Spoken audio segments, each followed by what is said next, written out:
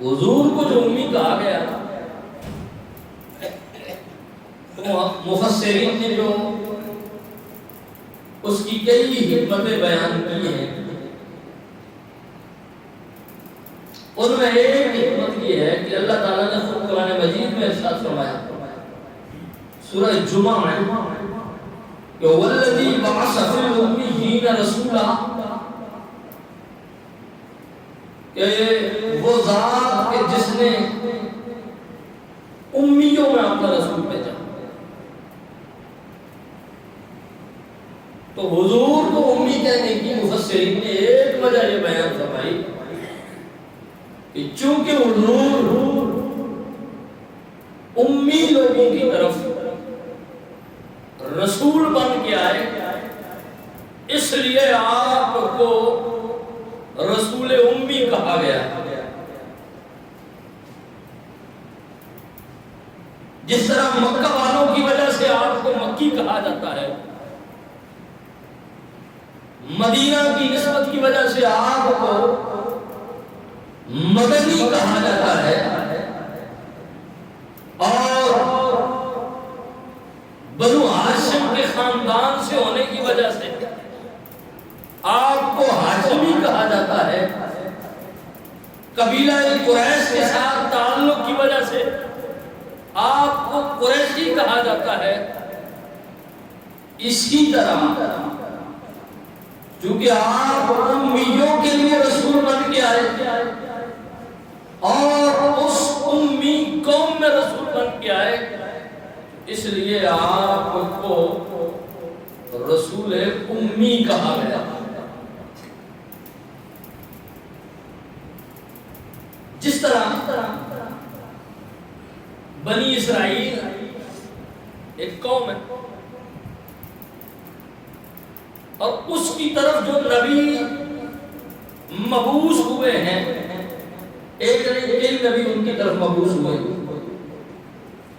تو ان کو کیا کہا جاتا ہے؟ انبیاء بنی اسرائیل، اسرائیلی نبی. تو وجہ کیا ہے؟ اس کی وجہ یہ ہے کہ وہ قوم بنی اسرائیل کی طرف نبی بن کے آئے تو ان کو انبیاء بنی اسرائیل کہا جاتا ہے. اسی طرح حضور چونکہ امیوں میں رسول بن کے آئے ہیں، اس لیے حضور کو امی کہا جاتا ہے.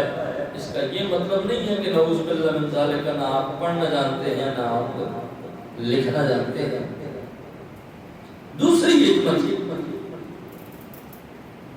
اور حضور نے خود حدیث پاک میں یہ جو میں نے بات کیا ہے کہ حضور کو امی قوم کی طرف رسول بنا کے بھیجا گیا ہے، تو یہ حضور نے خود حدیث پاک میں یہ الفاظ ارشاد فرمائے ہیں. حضور فرماتے ہیں بعثت الی امۃ امیہ، کہ مجھے امی گروہ کی طرف بھیجا گیا رسول بنا کے. تو حضور کا اپنا یہ فرمانا اس بات کی دلیل ہے کہ حضور کو جو امی کہا جاتا ہے وہ اس وجہ سے کہ آپ ان امیوں کی طرف رسول بن کے آئے، تو اس وجہ سے آپ کو امی کہا جاتا ہے.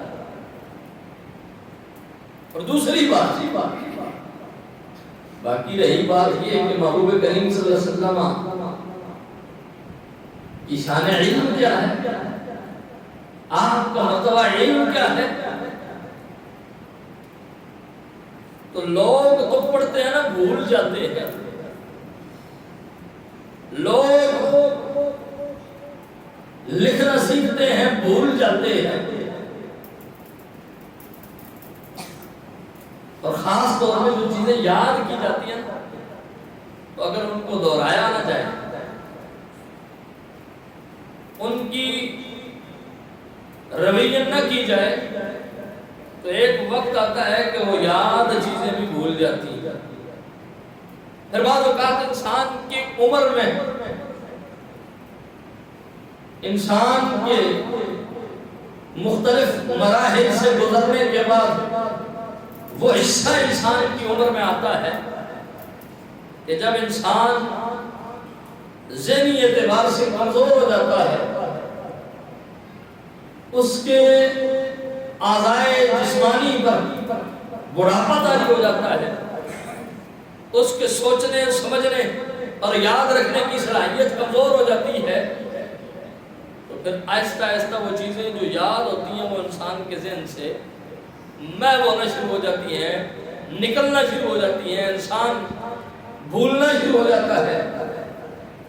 لیکن اللہ نے میرے محبوب علیہ السلام کو کیسا پڑھایا، کیسا سکھایا۔ سورۃ الاعلیٰ پارہ نمبر 30 میرا رب ارشاد فرماتا ہے سنقرئک فلا تنسیٰ۔ محبوب دنیا والے دنیا والوں سے پڑھتے ہیں، پڑھ کے یاد کرتے ہیں، پھر یاد کر کے بھول جاتے ہیں، لیکن نہ تجھے کسی دنیا دار کا محتاج کیا ہے، نہ تجھے کسی دنیا دار کا شاگرد بنایا ہے، کیونکہ شاگرد جس کے آپ بنیں گے وہ آپ کا استاد ہوگا، اور ہم نے تو آپ کو شاگرد بنا کر نہیں بلکہ ہم نے تو آپ کو معلم کائنات بنا کر بھیجا ہے۔ آپ تو ساری کائنات کے لیے خود استاد بن کر آئے ہیں، معلم کی حیثیت سے آئے ہیں۔ جو ساری کائنات کے لیے معلم بن کے آیا ہو اس نے کسی سے کیا پڑھنا ہے؟ فرمایا لیکن محبوب دنیا یاد کرتی ہے بھول جاتی ہے، دنیا پڑھتی ہے بھول جاتی ہے، لیکن آپ کے رب کا آپ سے وعدہ ہے سنقرئک فلا تنسیٰ۔ محبوب ہم قریب آپ کو ایسا پڑھائیں گے، ایسا یاد کروائیں گے، ایسی تعلیم دیں گے، ایسا آپ کو پڑھایا جائے گا کہ فلا تنسیٰ۔ محبوب آپ جو یاد کریں گے وہ بھولیں گے نہیں۔ یعنی یہ دنیا داروں کا جو یاد کروایا ہوا سبق ہے یہ بھولا جا سکتا ہے، یہ بھول جاتے ہیں، لیکن محبوب ہم آپ کو یاد کروائیں گے اور ایسا یاد کروائیں گے کہ سنقرئک فلا تنسیٰ۔ محبوب آپ کو عنقریب ایسا پڑھائیں گے کہ آپ جو پڑھیں گے وہ بھولیں گے نہیں۔ تو حضور کو اللہ نے ایسا علم عطا کیا کہ جو محبوب کو دیا پھر حضور زندگی بھر اس کو بھولے نہیں۔